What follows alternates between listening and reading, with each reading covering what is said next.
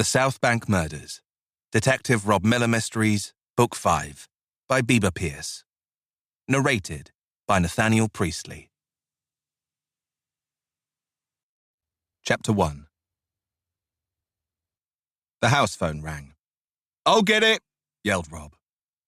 The only people that called him on this number were the utility companies or his elderly neighbour, Mrs. Winterbottom, who used to dog-sit for him. "Rob, it's Sam," came a booming voice down the line. Retired Detective Chief Superintendent Sam Lawrence, his old boss and mentor. Sam had become a good friend over the years, although he'd never mastered the art of speaking softly. "Sam, this is a surprise. Why didn't you call me on my mobile?" He shifted Jack, his 4-month-old son, onto his other shoulder. "I did," he barked. "Several times." "Shit, I'm on baby duty. I didn't hear it." Jack reached out and tried to grab the cordless phone. Came the gruff response. "Listen, I need a favour. Can you meet me tonight at the Vic?" Rob eyed the dribble running down his son's chin. "Sorry, Sam. I'd love to, honestly, but I can't. Jo needs a break. She's worn out." Jack, unable to reach the device, started crying. "Shh, shh, shh, shh, shh." Rob jiggled him the way he'd seen Jo do. It had absolutely no effect. Jack kept on crying. "I could hear you've got your hands full," Sam chuckled. "I don't miss those days, I could tell you. Or the sleepless nights." "Thanks." Sam's 2 daughters were grown up and at university now. "How are you two coping?" "All right. Jo takes the brunt of it. I help out at night." He scoffed. "I never knew it was possible to function on so little sleep." "Parenting is not easy," Sam agreed. "Particularly at this age. If it's any consolation, it gets better. Soon he'll be sleeping through the night, and hopefully so will you." That's a relief.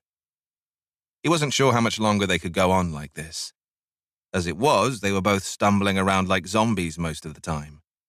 Thank God for Tanya, his new cleaner. He'd hired her after her last employer, Judith Walker, had been murdered in her home near Box Hill. Tanya kept the house in order and even took on some babysitting duties while he and Jo were getting used to being new parents. "I'll let you go." "Thanks, Sam. I'll call you when I'm free." "Good luck, matey." Smiling, Rob hung up.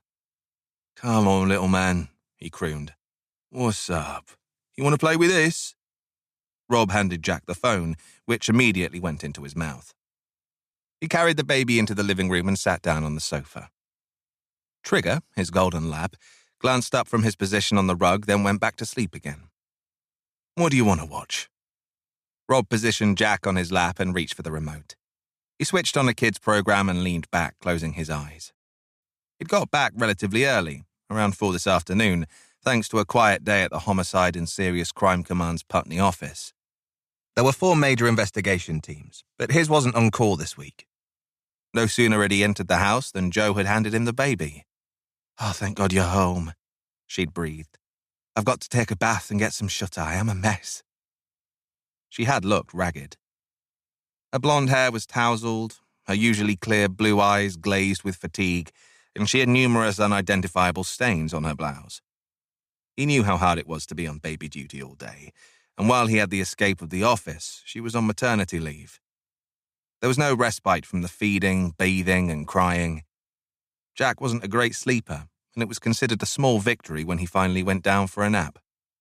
"Give him to me," he'd said. Jo had kissed him on the cheek, then disappeared upstairs. That was the last he'd seen of her. The new living arrangement was working out well. Jo had moved in a few weeks before the baby was born.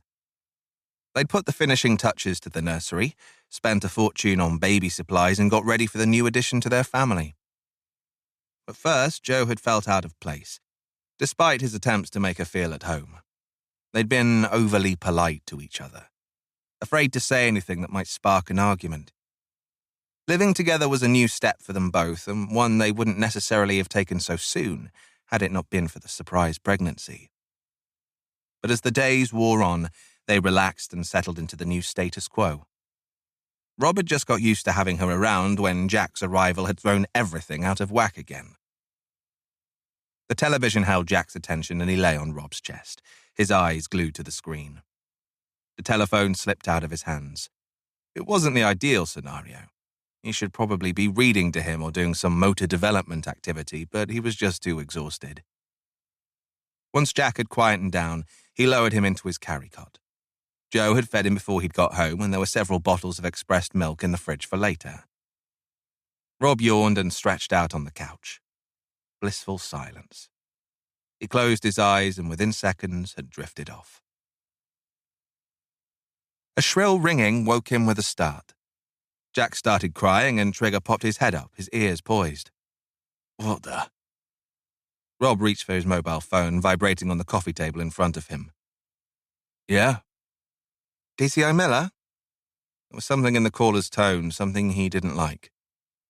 Yes, he sat up. This is DC Preston from Dispatch. There's been a shooting in Clapham. 3 fatalities.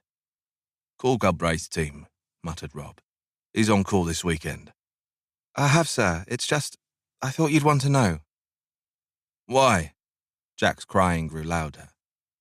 One of the victims is Detective Chief Superintendent Lawrence, sir. Chapter 2. Time seemed to stand still. Jack's crying faded into the background. The television became a muted murmur. The loud, arterial throbbing in his ears drowned out everything. What? But he heard right. She couldn't possibly have meant Sam Lawrence. He'd just spoken to him earlier this evening. One of the victims was the chief, sir. I know you were close. We're close. Are you sure it's him? He rasped, his mouth dry. There must be some mistake. It couldn't be Sam. Sam had gone for a pint at the Vic. What was he doing in Clapham? Yes, sir. The first responder identified him. He frowned, shaking his head. But how? We don't know the details yet, sir. All 3 men died of gunshot wounds.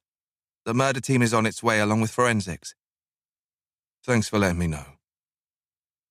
He pocketed his phone, then charged upstairs, leaving Trigger looking up at a screaming Jack. He burst into their bedroom. Joe was curled up on the bed, dead to the world. He hated waking her, but this was an emergency. Joe. He shook her shoulder. She murmured, then buried deeper into the pillow. Joe, wake up. Something's happened. She opened her eyes. What's up? Is Jack all right? He's fine, although I think he's hungry. Listen, I've got to go. There's been a shooting in Clapham. You're not on call, she moaned. Let someone else go. It's Sam, Joe. He's been involved in a shooting. He's dead. The words tumbled from his lips. A gasping sob followed. Now he'd said it, it must be true. Joe sat up and clutched his arm. Oh, God. Sam! What happened? I don't know. Dispatch just called me. Do you mind taking over? I have to be there. Yeah, of course. Go. He squeezed her hand, then ran down the stairs 2 at a time. He was out the front door before Trigger had time to come and see what all the fuss was about. It was a windy night. Burnished leaves flung themselves across the road, illuminated by his headlights. The clock on his dashboard read 10 to 2 in the morning. What the hell was Sam doing in Clapham at this hour? What was he doing there at all? A chill shot down his spine. Was this what Sam had wanted to ask? For Rob to accompany him tonight? Listen, I need a favour. Can you meet me tonight at the Vic? If only he'd asked more questions when he'd had the chance. He cringed, blinking away the sudden moisture. There was still a chance it was a mistake. The first responder may have got it wrong. Chances were, it was a man who looked like Sam Lawrence. There were a lot of scraggly, broad-shouldered, bearded 60-year-olds in London. It could be anyone.